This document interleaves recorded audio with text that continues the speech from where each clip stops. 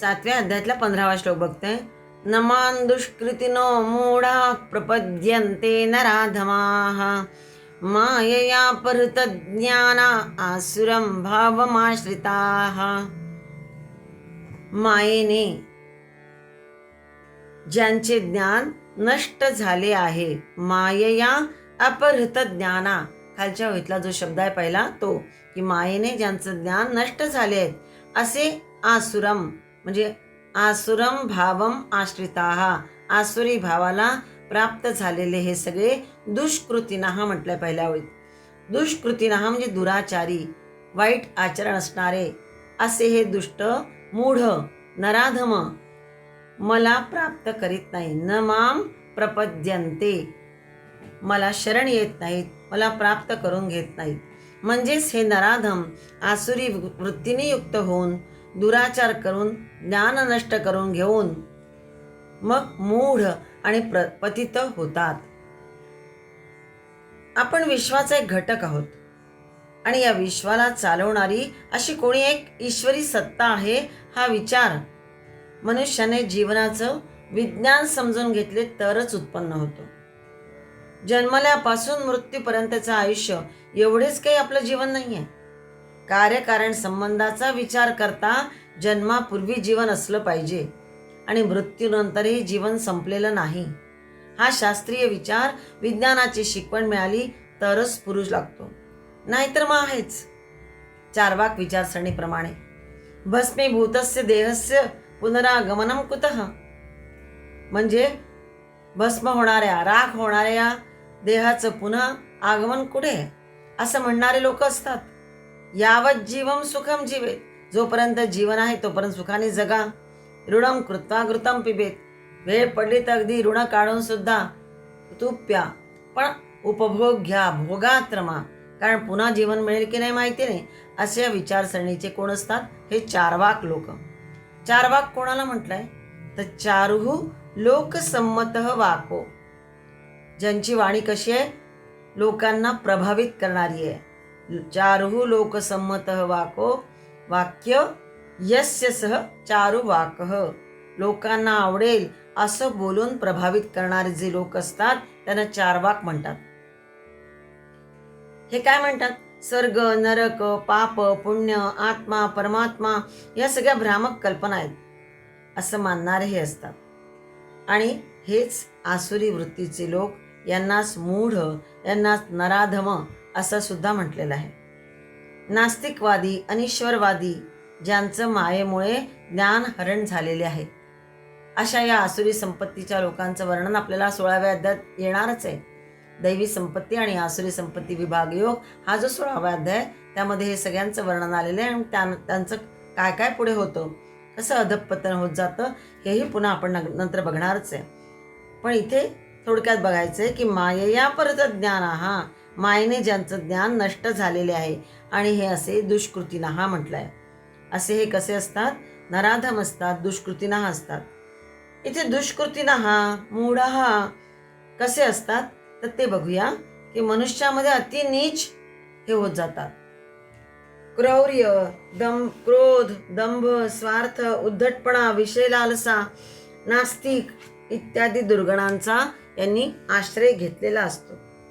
मूढ म्हणजे कर्तव्य न जाणणारे असे हे सगळे नराधम मूढ दुराचारी असतात. आपल्या दुष्ट आचरणाने समाजामध्ये अनितीचे विष बीज पेरून दुसऱ्यांनाही अधःपतित करतात. आपण सध्या सुद्धा अशी परिस्थिती सतत समाजामध्ये बघतोच आहे. असे समाजामध्ये वाईट बीज पेरून, अनितीचे बीज पेरून लोकांना भ्रमित करणारे असे हे लोक आपला मात्र स्वार्थ साधतात. हे सतत आपण बघतोच आहे. उत्क्रांतीच्या नियमाप्रमाणे अनेक योनीतून मग हे फिरत असतात, कारण यांचं अधःपतन पुढे होणारच. ईश्वराचं स्वरूप विसरण्याचा हा परिणाम आहे. आसुरी योनीला प्राप्त होतात आणि मग हे कसे होतात? नरकाचे अधिकारी होतात.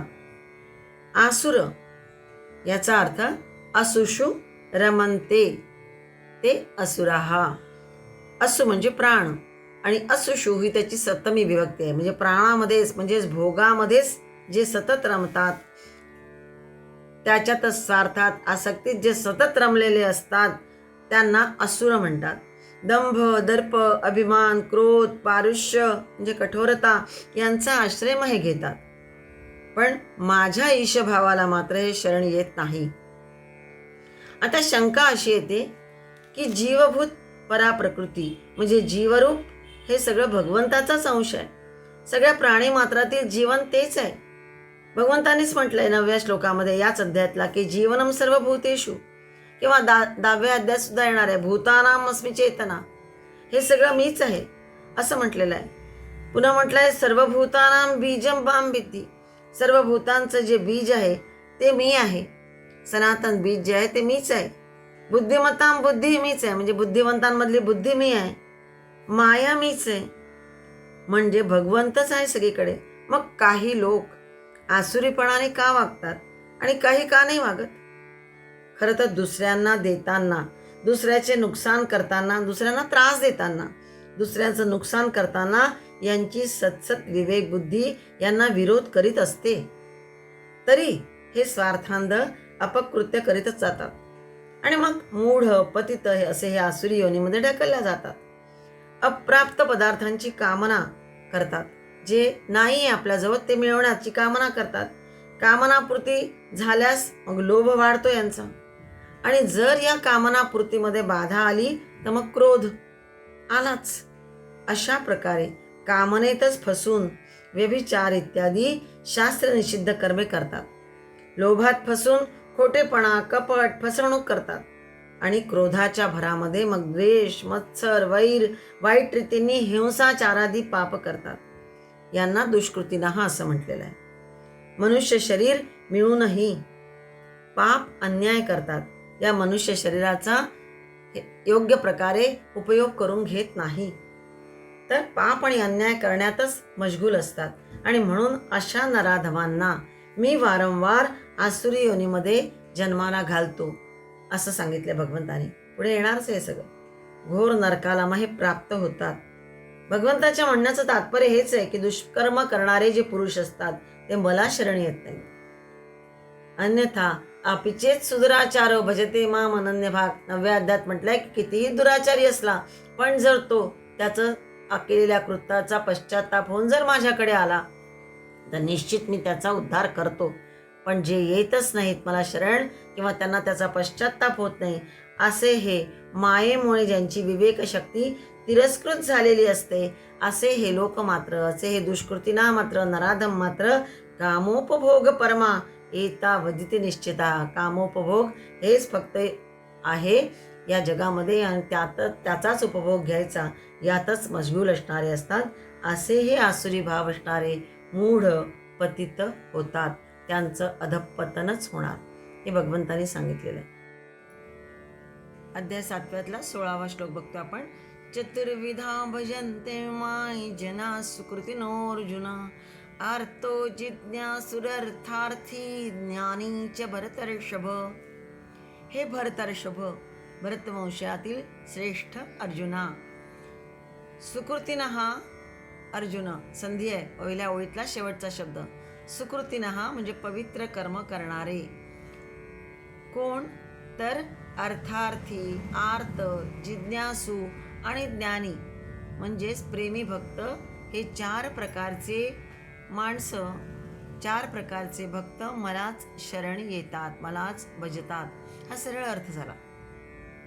आधीच्या श्लोकामध्ये 15व्या दुष्कृतीनः या पदानी ज्यांना भगवंताविषयी प्रेम नाही आहे, आकर्षण नाही, असे हे वाईट कृत्य करणारे, विवेक न जाणणारे, जे नराधम असतात किंवा कर्तव्य अकर्तव्य किंवा विवेक अविवेक न जाणणारे जे मूढ असतात, अशा लोकांचं वर्णन आलेलं आहे.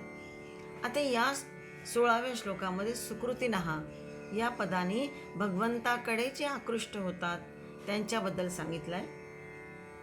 जो नीतीने, धर्माने, न्यायाने वागावे या भावनेने उद्युक्त होऊन सदाचरणाकडे लागतो त्यांना सुकृतिनः म्हटलंय. भगवंतांनी हे मानव शरीर दिलेलं आहे, त्याद्वारे या संसारात राहून आपला उद्धार करून घेण्याचं स्वातंत्र्यही दिलंय. स्वतंत्रतेचा सदुपयोग करून शास्त्र निषिद्ध कर्माचा त्याग करून भगवत प्राप्तीसाठी प्रयत्नशील असे जनाहा म्हटलेलं आहे.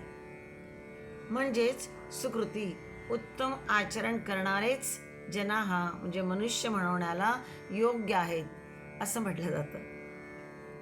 या सुकृतीनं लोकांचे 4 वर्ग गीतेने पाडले आहेत. कोणते तर ते पाहूया. एकेकाचं थोडं विस्ताराने बघू आपण.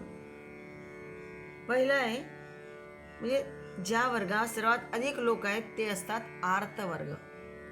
आर्त, जिज्ञासू, अर्थार्थी आणि ज्ञानी असे जे 4 विभाग सांगितले आहेत त्यातले पहिले आर्तबद्दल बघू की सर्वात जास्त हे लोक असतात. आर्त वर्ग असतो. आर्त भक्त ज्याला म्हणता येईल. प्राणसंकट ओढवल्यानंतर, भयंकर आपत्ती अचानक आल्यानंतर, मनाच्या प्रतिकूल घटना घडली तर जे दुःखी होऊन आपलं दुःख दूर करण्यासाठी भगवंताचाच धावा करतात आणि दुःख दूर करणे हे भगवंताकडूनच इच्छितात.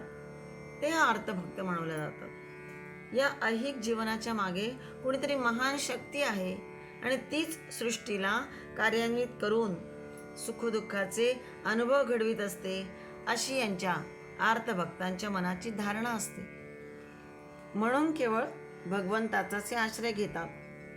आर्तभक्तांमध्ये द्रौपदी आणि गजेंद्र यांची उदाहरणं बसत नाहीत, कारण संरक्षणासाठी आधी त्यांनी अन्य उपायांचा आश्रय घेतला. तोपर्यंत दुःख सहन करावं लागलं त्यांना. पण जेव्हा अन्य आश्रय सोडून भगवंताचा आश्रय घेतला तेव्हा मग दुःख सहन करावे लागले नाही.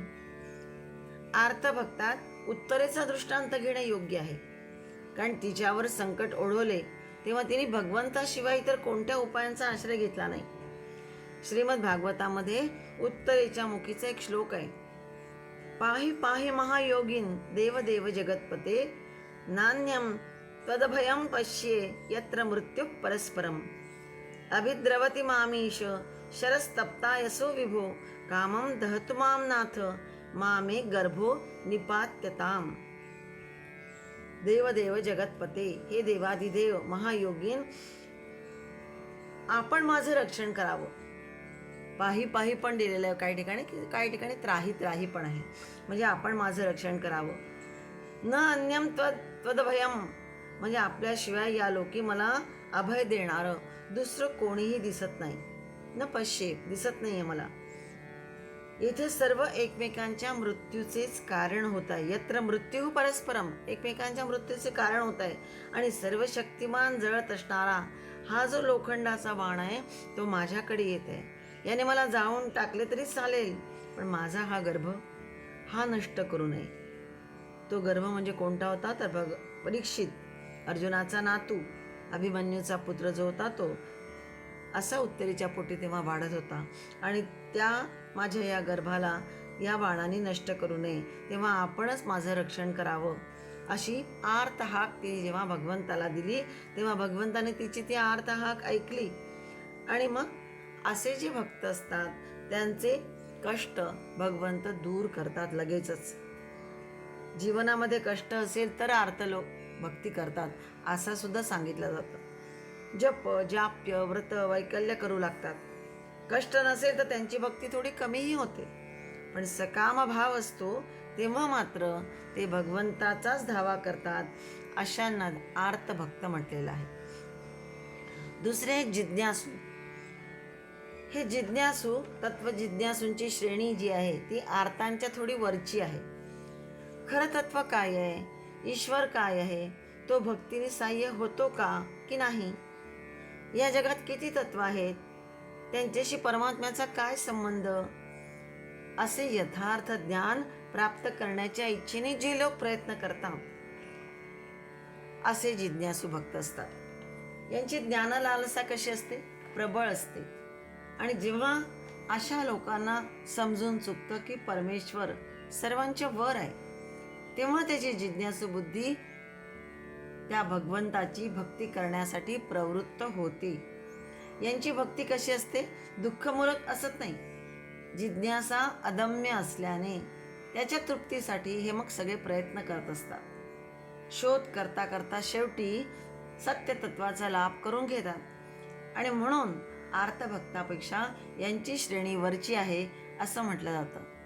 उद्धवजी हे जिज्ञासू भक्तांमध्ये येतात. हे उदाहरण देता येतं त्यांचं. म्हणून भगवंतांनी सुद्धा दिव्य ज्ञानोपदेश यांना केलेला आहे. ती उद्धव गीता प्रसिद्ध आहेच. तिसरे अर्थार्थी भक्त. हा भक्त कसा असतो? इंद्रिय भोगांचे नाव अर्थ असं आहे आणि या भोगांची इच्छा अनेक लोकांमध्ये असते. ईश्वर भक्तीने कित्येक लोकांना पुष्कळ भोग मिळाले. अशा भक्त चरित्रातील रोचक गोष्टी वाचून अथवा ऐकून हे लोक मग भोगतृष्णा शांत करण्यासाठी ईश्वराची भक्ती करतात. जसजसे भोग मिळत जातील तसतशी यांची श्रद्धा वाढून अधिकाधिक ते ईश्वर भक्ती करीत जातात आणि हे सकाम भक्ती करणारे लोक ईश्वराचे अस्तित्व श्रद्धापूर्वक मानतात. ध्रुवाचं उदाहरण जे आहे ते या सर्वांना आपल्याला माहीत आहे. आधी राज्यासाठी भोगासाठी भगवंताची दृढ भक्ती केली, परंतु इच्छापूर्ती होताच भगवत भक्तीकडे अधिक ओढल्या गेले. तात्पर्य, कोणत्याही निमित्ताने भक्तीच्या मंदिरात एकदा पाय ठेवा म्हणजे झाले. प्रथम कामनेत आला तरी सुद्धा पुढे निष्काम व्हाल हा विश्वास गीता देते. पुढे ज्ञानी भक्तांचं वर्णन आहे ते ऐकूया. 7व्या अध्यायातल्या 16व्या श्लोकापासून आपण भक्तांचे चतुर्विध 4 प्रकार बघतोय. त्यात आर्त, जिज्ञासू, अर्थार्थी आणि आता ज्ञानी भक्ताचं वर्णन बघूया. आर्त, अर्थार्थी आणि जिज्ञासू या तिन्ही भक्तांहून हा ज्ञानी भक्ताची विलक्षणता दाखवण्यासाठी खालच्या ओळीमध्ये च हे अव्यय वापरलेले आहे. ज्ञानीचे भरतर्षभ, आर्तो जिज्ञासुरर्थार्थी ज्ञानीचे भरतर्षभ असं म्हटलं होतं. ते यासाठीच, कारण हे ज्ञानी भक्तांची विलक्षणता दाखवण्यासाठी हे अव्यय वापरले च. आणि हा पुरुषोत्तम स्वरूपाचा अनुभव घेण्यासाठी यत्न करत असतो ज्ञानी भक्त. परमेश्वराकडून काहीही मिळवण्याची कोणतीही अभिलाषा राहत नाही. श्रवण, मनन, निधिध्यासन करणे आणि आत्मप्रतीती मिळवणे हा उद्देश या ज्ञानी पुरुषाचा असल्यामुळे हा भक्ती करतो आणि त्यामुळेच ज्ञानी भक्ताची योग्यता ही अत्यंत श्रेष्ठ ठरते. याच्या भक्तीच्या कारणामध्ये दुःख नाही, शोध नाही, भोग लालसा नाही, तर शुद्ध भक्तीच इथे असल्यामुळे या ज्ञानी भक्ताची योग्यता सर्वात अधिक म्हणजे वरची आहे, श्रेष्ठ आहे. याला अहैतुक भक्ती असं सुद्धा म्हणतात. भागवतामध्ये अशा भक्तीचा उल्लेख करताना म्हटलंय की ज्याप्रमाणे गंगोदक महासागरात सहज वेगाने जाऊन मिळतं, तसंच ज्याचं मन परमेश्वराकडे धावते तिला अहैतुक भक्ती म्हणतात. त्यासाठी एक श्लोक पण दिलेला आहे. मद्गुण श्रुतिमात्रेण मद्गुण श्रुतिमात्रेण मयि सर्व गुहाशे मनोगतिरविच्छिन्ना यथा गंगांभसो बुधौ लक्षणं भक्तियोगस्य निर्गुणस्य हृदारतम अहैतुक्य व्यवहिता या भक्ती पुरुषोत्तमे. स्वाभाविकपणे कारणा वाचून मनाची ईश्वर भक्तीकडे प्रवृत्ती होणे हे पूर्वजन्मार्जित पुण्यसंचयाने संभवनीय आहे आणि हिलाच मग अकृत्रिम भक्ती, अहैतुक भक्ती असं म्हटलं जातं आणि ही ज्ञानी भक्तांच्या बाबतीत असते. वरील 4ही भक्त भगवन्निष्ठ आहेत. जरी ते आर्त अर्थार्थी असले, त्यांच्यात न्यूनाधिकता आहे, तरी सुद्धा हे कसे आहेत? सुकृतिनः. 15व्या श्लोकामध्ये जे दुष्कृतिनः हृतज्ञानः म्हटले होते ते कशामुळे? तर कामनेमुळे ज्यांचं ज्ञान हरण झाले आहे, म्हणजे विवेक गेल्यामुळे हातून नीच कर्म होतात, म्हणून यांना दुष्कृतिनः म्हटलंय. पण हे 4ही भक्त यातील जे 2 भक्त आहेत ते आर्त अर्थार्थी म्हणजे कामना असली तरी सुद्धा ती माझी भक्ती ते 4ही भक्त माझे भगवंता दूर करतील हा त्यांचा विश्वास असतो. हे जे आर्त असतात अर्थार्थी असतात हे कामना ठेवतात, पण भगवंतच हे सगळं माझं दूर करेल आणि मला माझं जे हवं आहे ते मिळवून देईल अशी यांची दृढ श्रद्धा असते. म्हणून मी भगवंताचाच आश्रय घेणार या श्रद्धेने ते भगवंताकडे जातात आणि मग त्यामुळे जितकी हळूहळू त्यांची श्रद्धा वाढते तितकी ती दृढ होत जाते. त्यामुळे त्यांच्यामध्ये विलक्षणता उत्पन्न होते. पण हा ज्ञानी भक्त हा मात्र कुठलीही भावना न ठेवता, कुठलाही सकाम भाव न ठेवता केवळ नित्य निरंतर माझ्यामध्ये स्थित असतो, असा हा ज्ञानी भक्त श्रेष्ठ होय. असे 4 प्रकारचे लोक, 4 प्रकारचे भक्तांचं वर्णन या 16व्या श्लोकात आले. 7व्या अध्यायातला 17वा श्लोक बघतो आपण. तेषां ज्ञानी नित्ययुक्त एक भक्तिर्विशिष्यते, प्रियो हि ज्ञानिनोत्यर्थमहं स च मम प्रियः. तेषां म्हणजे त्या 4 भक्तांमध्ये. कोणते? तर आर्त, जिज्ञासू, अर्थार्थी आणि ज्ञानी या 4 भक्तांमध्ये, तेषां म्हटलंय त्या 4 भक्तांमध्ये नित्ययुक्त एक भक्ती विशिष्यते, ज्ञानी विशिष्यते. माझ्यामध्ये जो निरंतर लागलेला असतो नित्ययुक्त आणि एक भक्ती अनन्य भक्तियुक्त असा जो असतो तो ज्ञानी विशिष्यते. अर्थातच तो ज्ञानी प्रेमी भक्त श्रेष्ठ आहे असं म्हटलं आहे. विशिष्यतेचा अर्थ आहे श्रेष्ठ आहे. प्रियो हि ज्ञानिनोत्यर्थमहं स च मम प्रियः. खालच्या ओळीचा अर्थ आहे कारण. हीचा अर्थ आहे कारण. कारण ज्ञानी भक्ताला मी अत्यंत प्रिय आहे आणि तो मला अत्यंत प्रिय आहे. ज्ञानिनः अहं प्रियः आणि मम सह प्रियः. तो मला प्रिय आणि त्याला मी प्रिय असतो. ज्ञानी भक्त हा नित्ययुक्त असतो. त्याच्या साधनेमध्ये खंड कधी पडत नाही. अखंड योग साधना त्याची चालू असते. तो जे कर्म करतो तो एक योगच असतो. कारण तो तत्वविद असल्यामुळे कोणतंही कर्म तो अनुचित रीतीने करीतच नाही. तत्व जाणणारा म्हणून तत्वविद म्हटलं आहे. तत्वविद असल्यामुळे कोणतंही कर्म तो अनुचित रीतीने करीत नाही. त्याच्या कर्मामध्ये कौशल्य असतं, समभाव असतो, समदृष्टी असते. अर्थातच योगाची सगळी लक्षणे त्याच्या जीवनामध्ये पूर्णपणे असतात आणि म्हणून त्याला नित्ययुक्त असं म्हटलं आहे. हाच ज्ञानी योगी एकभक्तीसुद्धा करीत असतो. एकभक्ती हाही शब्द पहिल्या ओळीत आलेला आहे. एका ईश्वराची भक्ती करणे म्हणजे एकभक्ती. एकनिष्ठेने योगसिद्धी होते, पण अनेक निष्ठ असणाऱ्याला सिद्धी प्राप्त होणार नाही किंवा वेळ लागतो. एकनिष्ठ असल्यानेच या ज्ञानी भक्ताला एक विलक्षण सामर्थ्य प्राप्त झालेलं असतं. केवळ तोच एक भगवंत यावर त्याची दृढ श्रद्धा असते, म्हणून त्याला एकनिष्ठ एकभक्ती असं म्हटलेलं आहे. उदाहरणार्थ बघा, व्यवहारात बघतो आपण की एकनिष्ठ जर सेवक असेल तर आपल्या स्वामीला, मालकाला प्रिय असतो की नाही.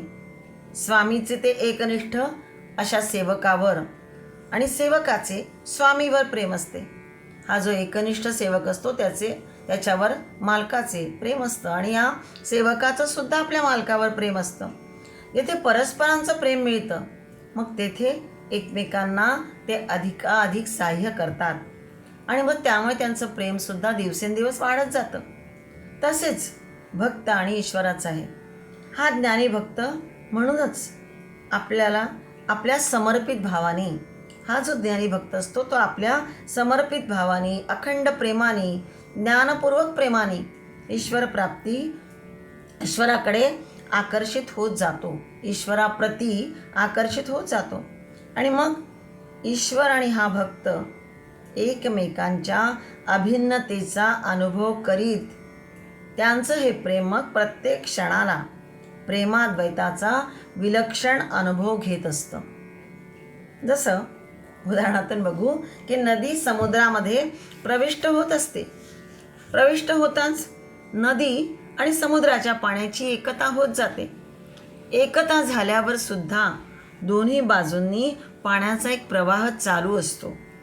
अर्थात कधी नदीच्या समुद्राकडे तर कधी समुद्राचा नदीकडे एक विलक्षण प्रवाह होताना दिसतो, चालत असतो. त्याचप्रमाणे ईश्वराचा या ज्ञानी प्रेमी भक्ताकडे आणि भक्ताचा ईश्वराकडे एक विलक्षण प्रेमप्रवाह चालूच असतो.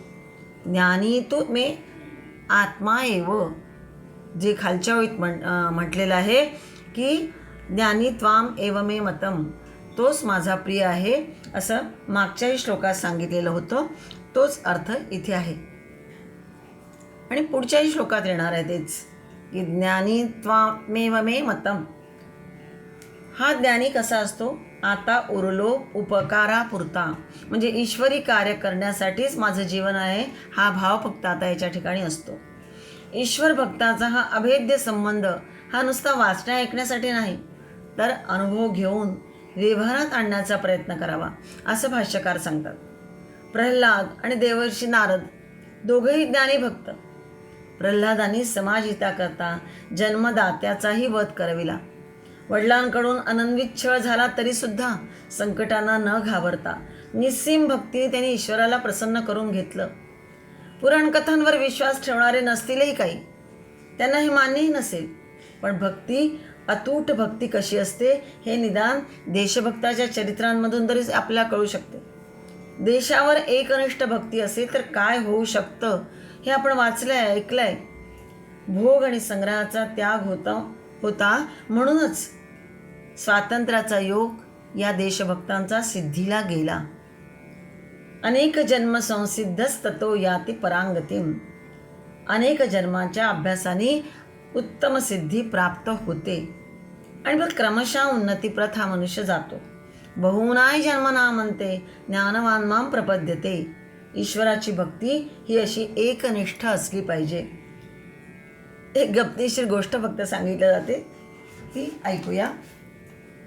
वाल्मिकी, व्यास मुनी या सर्वांना लिखाणासाठी प्रेरणा देणारे कोण होते? देवर्षी नारद. भागवत लिहिण्यासाठी सुद्धा व्यासांना त्यांनीच प्रवृत्त केलेलं होतं असं म्हणतात. सतत हरिकीर्तन, हरिचिंतन यात मग्न, त्याशिवाय दुसरं काही नाही. एकदा भगवंताला विचारतात की भगवंत, तुमचा आवडता श्रेष्ठ भक्त कोण आहे? भगवंतांना निस्सीम निष्काम नारद भक्ती माहीत होती. तरीही ते म्हणाले, मुनिवर, आधी एक काम करा ना, तेलाने भरलेली वाटी घेऊन जरा पृथ्वी प्रदक्षिणा करून या. पण वाटीतलं तेल मात्र सांडायला नको हं. काही वेळाच्या आत नारद पृथ्वी प्रदक्षिणा करून परतले. वाटीतलं तेल मात्र जसेच्या तसंच होतं. भगवंत मिस्किलपणाने हसत म्हणाले, सर्व लक्ष तेलावर होते ना तुमचे, भगवत संकीर्तन विसरले का? नारद मुनी काय ते समजले. गोष्टींचं तात्पर्य हे आहे की आपलं लक्ष क्षणोक्षणी सांसारिक वस्तू हातातून निघून तर जात नाही ना, मग त्याच्या रक्षणाची जबाबदारी त्यातच असतं. म्हणजे एकनिष्ठा असली, बळजबरीने आणली तरीसुद्धा अनेक निष्ठा सतत आपल्यामध्ये असते. थोडा वेळ आली जरी एकनिष्ठता तरीसुद्धा पुन्हा आपलं लक्ष सांसारिक गोष्टींकडेच असतं. पण ज्ञानी भक्त कसा असतो? हा ज्ञानी प्रेमी भक्ताचं लक्ष मात्र दुसरीकडे कुठेही नसतं. केवळ नित्य आणि निरंतर तो ईशचिंतनात, ईशभक्तीतच घडून गेलेला असतो. असा हा भक्त विशिष्यते म्हणजे श्रेष्ठ आहे आणि त्याला मी प्रिय आहे आणि मला तो प्रिय आहे, हे यातून सांगायचं आहे.